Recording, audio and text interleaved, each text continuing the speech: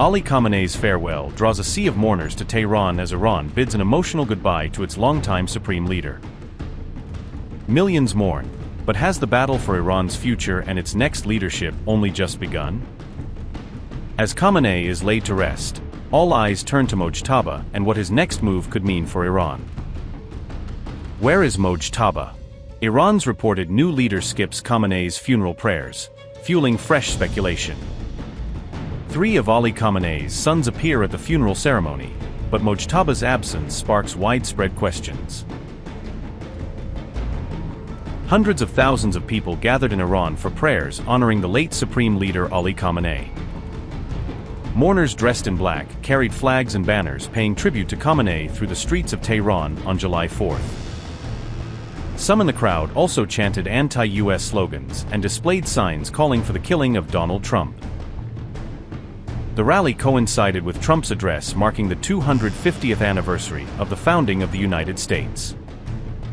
Iranian President Pezeshkian and Parliament Speaker Mohammad Bagher Ghalibaf attended the national mourning prayers. Revolutionary Guard Chief Ahmad Vahidi and Quds Force Commander Esmail Khani were also present at the ceremony.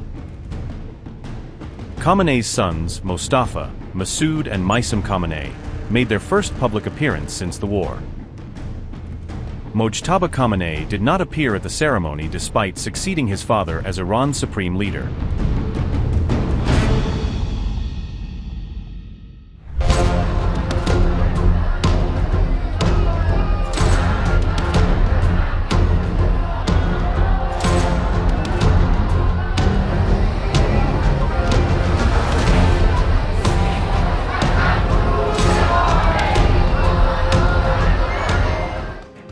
Mourners gathered around Ali Khamenei's coffin, chanting calls for revenge against the United States and Israel. Crowds erupted with chants as Iranian authorities unveiled the casket carrying Khamenei's body. The funeral quickly transformed into a massive public rally, with calls for retaliation echoing through Tehran. Thousands repeatedly shouted revenge, revenge, as they paid tribute beside Khamenei's coffin. Anti-American and anti-Israel slogans dominated the funeral ceremony throughout the gathering. Mourners declared that revenge remained their only message as Khamenei's body lay in state. A controversial Kill Trump flag was raised during the ceremony as public anger intensified in Tehran. The funeral venue was filled with banners demanding what supporters described as blood vengeance.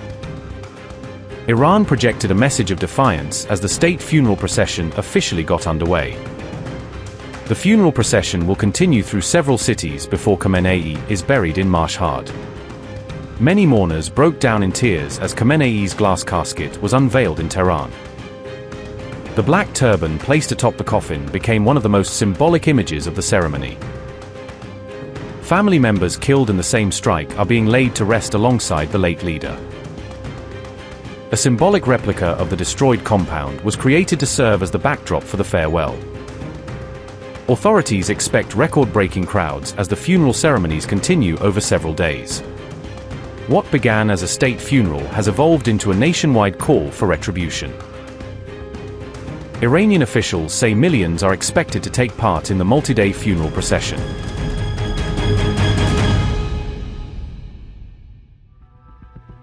A chilling statement from one of Russia's most influential security figures has sparked fresh questions over Iran's next strategic move.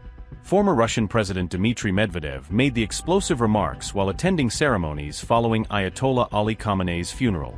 According to Medvedev, Iran possesses a thermonuclear weapon, in the form of strategic leverage capable of disrupting global maritime trade. Medvedev also argued that the prospects of a final nuclear agreement between Washington and Tehran remain increasingly remote. Russia's state-run TASS reported that Putin's close ally held talks with Iranian President Masoud Pezeshkian on the unfolding regional crisis. Moscow said it had proposed peaceful alternatives for addressing concerns surrounding Iran's nuclear materials and program. Medvedev described the Strait of Hormuz as one of Iran's most powerful strategic instruments against its adversaries. He further warned that the Bab el-Mandeb Strait could also become a pressure point if regional tensions spiral further. Russia called for diplomacy to prevail, but cautioned against any additional military escalation across the Middle East. Medvedev warned that any disruption to these critical maritime choke points could unleash severe consequences for the global economy. The visit of our Russian delegation to Tehran, on the direct instructions of the head of state, was devoted to paying respects to the supreme leader of Iran, Grand Ayatollah Sayyid Ali Khamenei, who was martyred as a result of American attacks. But naturally, within the framework of such a visit, the current state of affairs was also discussed. I had a conversation with President Pezeshkian, and I also conveyed to him words of condolence from the President of the Russian Federation. At the present moment, Iran and we are bound by a special treaty, a treaty on strategic partnership, and within the framework of these agreements our relations are developing. Overall, the general situation in Tehran made on me an absolutely favorable impression. The capital lives and develops, even despite the fact that on the territory of Tehran there appeared entire neighborhoods that were destroyed as a result of the bombings carried out by the United States. There was no serious reason for the American attack. In other words, this kind of aggressive action by the United States of America was absolutely unprovoked. Iran did not threaten the United States of America in any way. Moreover, it was in a state of negotiations with the American delegation and moving towards certain agreements. And it was at this moment that the order was given to strike Iran. This is a regrettable fact which, in essence, speaks of the destruction of the system of international law, as a result of which, the entire leadership of Iran was killed, including the supreme leader. A large number of civilians and schoolchildren were killed. And all this, of course, does not do credit to those who made such decisions. The pretext was some kind of Iranian nuclear program, around which discussions have long been conducted. But frankly speaking, no one ever presented anything to anyone. All of this is limited to some general reasoning about how to deal with Iranian nuclear materials, although the Russian Federation also had proposals on this matter. In essence, they were proposed by the head of our state, and they would have made it possible to solve this task differently, by peaceful means. Iran honorably overcame this most difficult trial, and not long ago I said that, instead of real nuclear weapons, Iran discovered that it had another weapon no weaker than nuclear weapons, namely the Strait of Hormuz. By blocking movement, Iran, of course, in this sense showed its strength. And now discussions are going on around this, and agreements are being reached on how this strait will function further.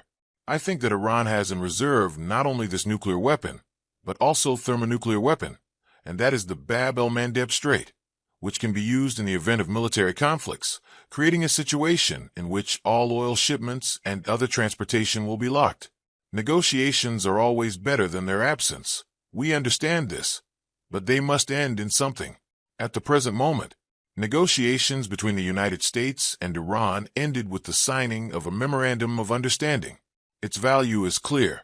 This very document creates no legal obligations, but it creates one thing. It creates a basis for further negotiations. Now there are documents, and the period has begun for reaching certain final agreements. Frankly speaking, I think this process will be extremely difficult. Reaching agreement on a number of positions, including, for example, allocating money for the reconstruction of Iran, will be extraordinarily difficult. And lifting sanctions on Iran, as I understand it, is something far from everyone in the United States is eager to do or to decide on. I can only wish such negotiation success, but it is quite likely that these negotiations may also have a different development. We can discuss the idea of creating some kind of treaty, or at least some kind of platform on which states subjected to sanctions could work out positions on how to counter them, and perhaps even introduce counter-sanctions. This concerns also Russia, Iran, China have been subjected to sanctions. There are other countries against which the United States and the European Union have imposed sanctions. But once again I emphasize, this is quite an obvious matter. Restrictions of this kind are illegal. Therefore, they must be resisted,